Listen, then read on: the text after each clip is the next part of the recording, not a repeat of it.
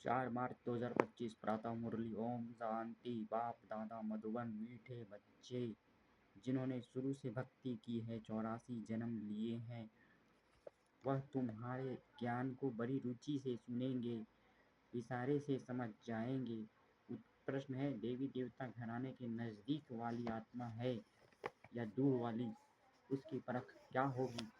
उत्तर है, जो तुम्हारे देवता घराने की आत्माएं होंगी उन्हें ज्ञान की सब बातें सुनते ही जच जाएंगी, वह मूंझेंगे नहीं। जितना बहुत भक्ति की होगी उतना जास्ती सुनने की कोशिश करेंगे। तो बच्चों को नब्ज देख कर सेवा करनी चाहिए। ओम शांति। रूहानी बाप बैठ रूहानी बच्चों को समझाते हैं। यह तो बच्चे समझ गए, रूहानी बाप है निराकार, इस शरीर द्वारा बैठ समझाते हैं। हम आत्मा भी निराकार हैं, इस शरीर से सुनते हैं। तो अब दो बाप इकट्ठे हैं ना। बच्चे जानते हैं दोनों बाबा यहाँ हैं। तीसरे बाप को जानते हो, परंतु उनसे फिर भी यह अच्छा है, इनसे फिर वह अच्छा नंबरवार है ना। तो उस लौकिक से संबंध निकल बाकी इन दोनों से संबंध हो जाता है। बाप बैठ समझाते हैं मनुष्यों को कैसे समझाना चाहिए।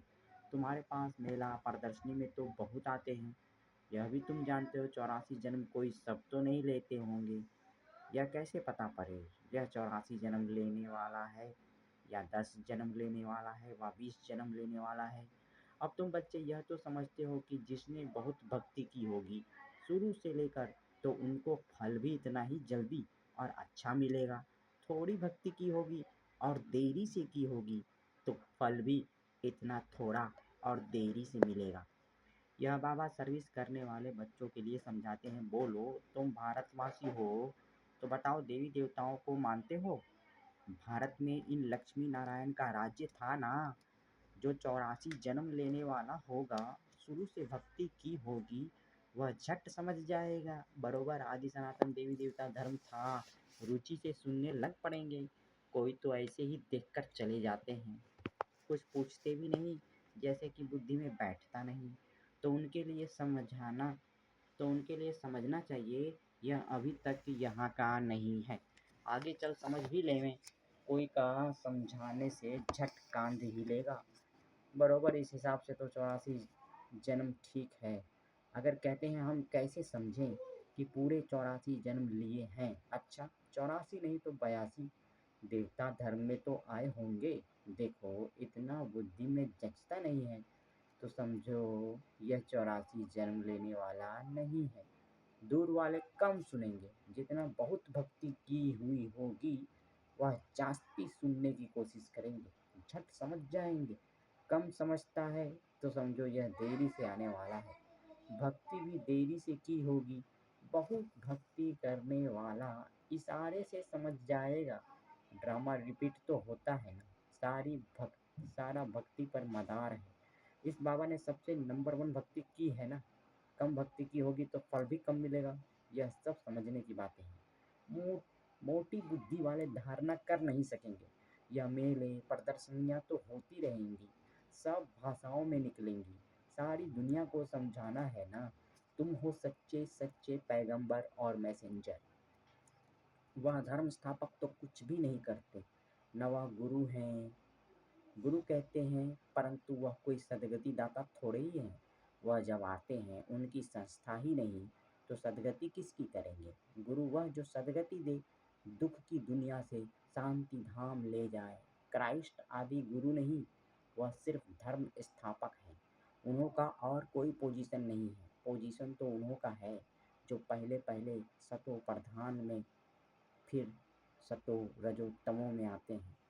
वह तो सिर्फ अपना धर्म स्थापन कर पुनर्जन्म लेते रहेंगे। जब फिर सबकी तमो प्रधान अवस्था होती है तो बाप आकर सबको पवित्र बनाए ले जाते हैं। पावन बना तो फिर पतित दुनिया में नहीं रह सकते। पतित आत्माएं चली जाएंगी मुक्ति में, फिर जीवन मुक्ति में आएंगे। कहते हैं भी हैं वह लिबरेटर है, गाइड है, परंतु इसका भी अर्थ नहीं समझते। अर्थ समझ जाएं तो उनको जान जाएं। सतयुग में भक्ति मार्ग के अक्षर भी बंद हो जाते हैं। यह भी ड्रामा में नूंद है, जो सब अपना अपना पार्ट बजाते रहते हैं, सदगति को एक भी पा ना सके। अभी तुमको यह ज्ञान मिल रहा है, बाप भी कहते हैं मैं कल्प कल्प कल्प के संगम युग आता हूँ। इनको कहा जाता है कल्याणकारी संगम युग, और कोई युग कल्याणकारी नहीं है। सतयुग और त्रेता के संगम का कोई महत्व नहीं। सूर्यवंशी पास्ट हुए, फिर चंद्रवंशी राज्य चलता है, फिर चंद्रवंशी से वैश्यवंशी बनेंगे। तो चंद्रवंशी पास्ट हो गए, उनके बाद क्या बने वह पता ही नहीं रहता है। चित्र आदि रहते हैं तो समझेंगे यह सूर्यवंशी हमारे बड़े थे, यह चंद्रवंशी थे, वह महाराजा, वह राजा, वह बड़े धनवान थे, वह फिर भी नापास तो हुए ना। यह बातें कोई शास्त्रों आदि में नहीं है। अब बाप बैठ समझाते हैं। सभी कहते हैं हमको लिबरेट करो, पतित से पावन बनाओ। सुख के लिए नहीं कहेंगे, क्योंकि सुख के लिए निंदा कर दी है शास्त्रों में। सब कहेंगे मन की शांति कैसे मिले। अभी तुम बच्चे समझते हो तुमको सुख शांति दोनों मिलते हैं। जहाँ शांति है वहाँ सुख है, जहाँ अशांति है वहाँ दुख है। सतयुग में सुख शांति है, यहाँ दुख अशांति है। यह बाप बैठ समझाते हैं तुमको माया रावण ने कितना तुच्छ बुद्धि बनाया है, यह भी ड्रामा बना हुआ है। बाप कहते हैं मैं भी ड्रामा के बंधन में बांधा हुआ हूँ, मेरा पार्ट ही अभी है जो बजा रहा हूँ। कहते भी हैं बाबा कल्प कल्प आप ही आकर भ्रष्टाचारी पतित से श्रेष्ठाचारी पावन बनाते हो। भ्रष्टाचारी बने हो रावण द्वारा, अब बाप आकर मनुष्य से देवता बनाते हैं। यह जो गायन है उनका अर्थ बाप ही आकर समझाते हैं। उस अकाल तख्त पर बैठने वाले भी इसका अर्थ नहीं समझते। बाबा ने तुमको समझाया है आत्माएं अकाल मूर्त हैं। आत्मा का यह शरीर है रथ, इस पर अकाल अर्थात जिसको काल नहीं खाता वह आत्म वह आत्मा विराजमान है। सतयुग में तुमको काल नहीं खाएगा, अकाले मृत्यु कभी नहीं होगी। वह है ही अमर लोक, यह है मृत्यु लोक।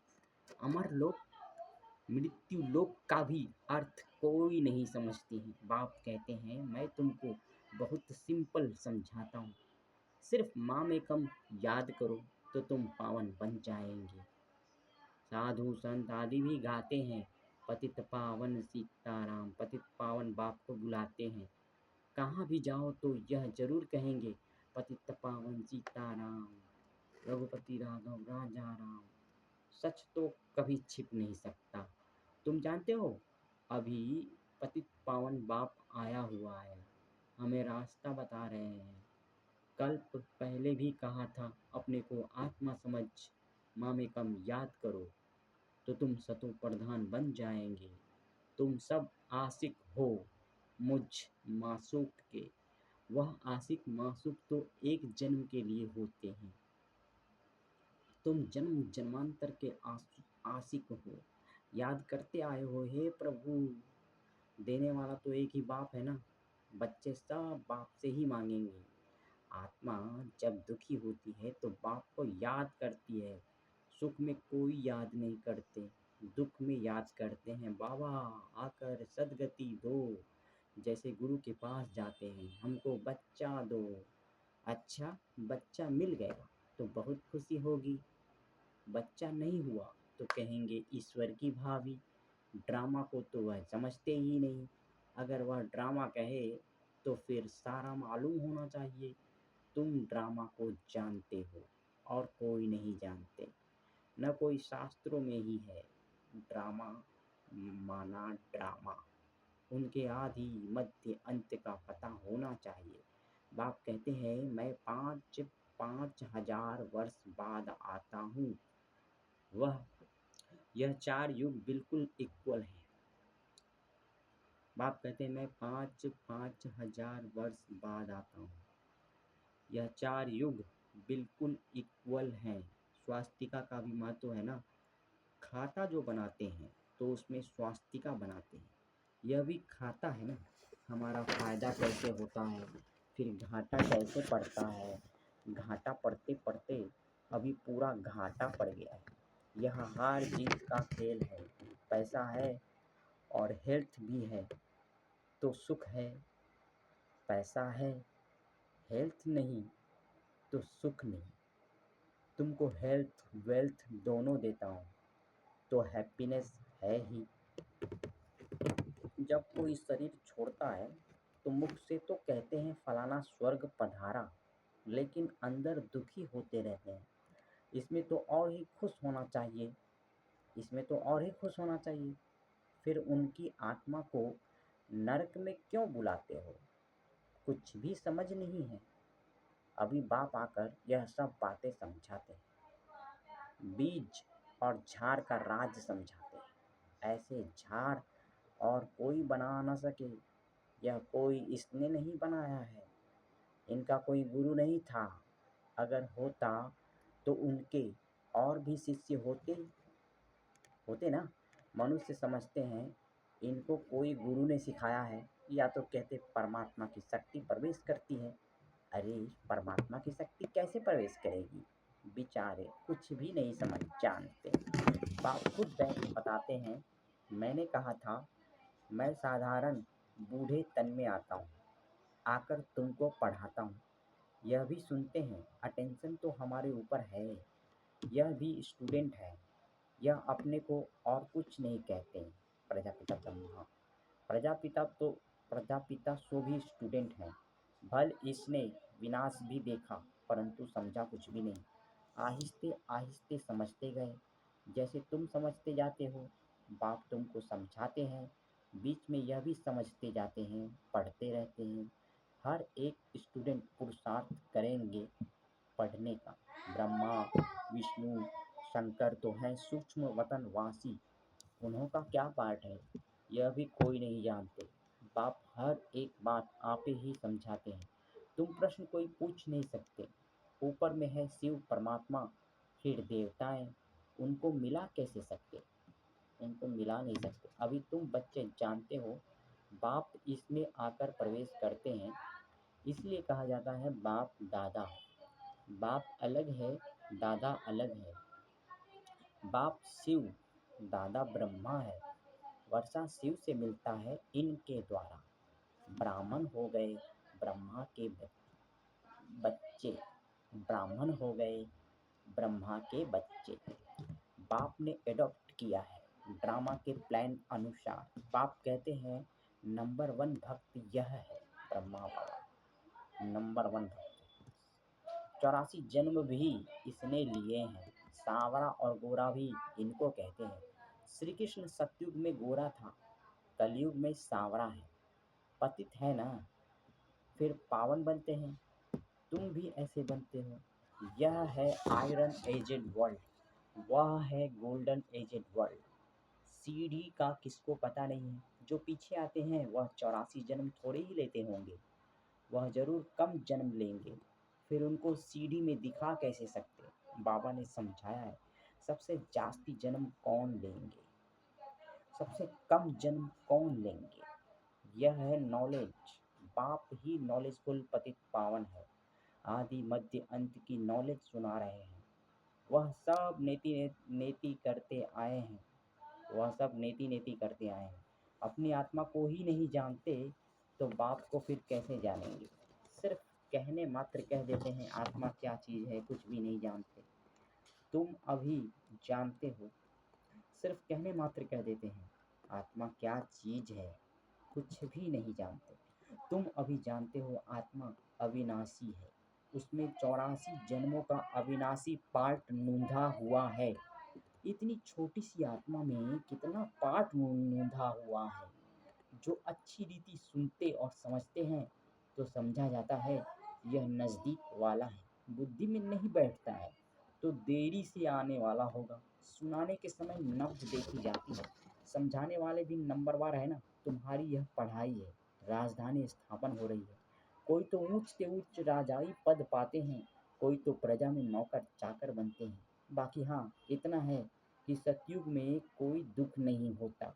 उनको कहा ही जाता है सुख धाम बहिष्ठ। पास्ट हो गया है तब तो याद करते हैं ना। मनुष्य समझते हैं स्वर्ग कोई ऊपर छत में होगा। देलवाड़ा मंदिर देलवाड़ा मंदिर में तुम्हारा पूरा यादगार खड़ा है। आदि देव आदि देवी और बच्चे नीचे योग में बैठे हैं। ऊपर में राजाई खड़ी है। मनुष्य तो दर्शन करेंगे, पैसा रखेंगे, समझेंगे कुछ भी नहीं। तुम बच्चों को ज्ञान का तीसरा नेत्र मिला है। तुम सबसे पहले तो बाप की बायोग्राफी को जान गए, तो और क्या चाहिए। बाप को जानने से ही सब कुछ समझ में आ जाता है, तो खुशी होनी चाहिए। तुम जानते हो अभी हम सतयुग में जाकर सोने के महल बनाएंगे, राज्य करेंगे। जो सर्विसेबल बच्चे हैं उन्हों की बुद्धि में रहेगा यह स्पिरिचुअल नॉलेज। स्पिरिचुअल फादर देते हैं। स्पिरिचुअल फादर कहा जाता है आत्माओं के बाप को। स्पिरिचुअल फादर कहा जाता है आत्माओं के बाप को। वही सद्गति दाता है, सुख शांति का वर्षा देते हैं। तुम समझा सकते हो यह सीढ़ी है भारतवासियों की, जो 84 जन्म लेते हैं। तुम आते ही आधे में हो, तो तुम्हारे 84 जन्म कैसे होंगे। सबसे जास्ती जन्म हम लेते हैं। सबसे जास्ती जन्म हम लेते हैं। यह बड़ी समझने की बातें हैं। मुख्य बात ही है पतित से पावन बनने लिए बुद्धि योग लगाना है। पावन बनने की प्रतिज्ञा कर, फिर अगर पतित बनते हैं तो हड-गुड एकदम टूट पड़ती है, जैसे कि 5 मंजिल से गिरते हैं। बुद्धि ही मलिच्छ की हो जाएगी। दिल अंदर खाता रहेगा, मुख से कुछ निकलेगा नहीं। इसलिए बाप कहते हैं खबरदार रहो। अच्छा, मीठे मीठे सीख रहे बच्चों प्रति माता पिता बाप दादा का याद प्यार और गुड मॉर्निंग। रूहानी बाप की रूहानी बच्चों को नमस्ते। हम रूहानी बच्चों की रूहानी बाप दादा को याद प्यार गुड मॉर्निंग और नमस्ते। शुक्रिया बाबा, शुक्रिया आपका पद्मा पदम, शुक्रिया मेरा बाबा, मीठा बाबा, प्यारा बाबा, शुक्रिया बाबा। धारणा के लिए मुख्य सार इस ड्रामा को यथार्थ रीति समझ माया के बंधनों से मुक्त होना है। स्वयं को अकाल मूर्त आत्मा समझ बाप को याद कर पावन बनना है। सच्चा सच्चा पैगंबर और मैसेंजर बन सबको शांति धाम सुख धाम का रास्ता बताना है। इस कल्याणकारी संगम युग पर सभी आत्माओं का कल्याण करना है। वरदान दिया है भगवान शिव ने बाप और सेवा की स्मृति से एक रस स्थिति का अनुभव करने वाले सर्व आकर्षण मुक्त भवा।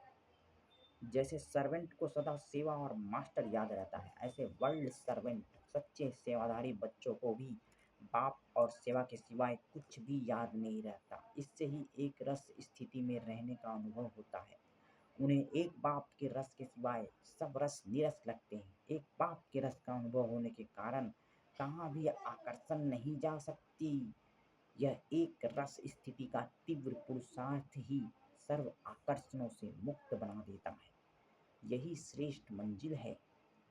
स्लोगन है नाजुक परिस्थितियों के पेपर में पास होना है तो अपनी नेचर को शक्तिशाली बनाओ।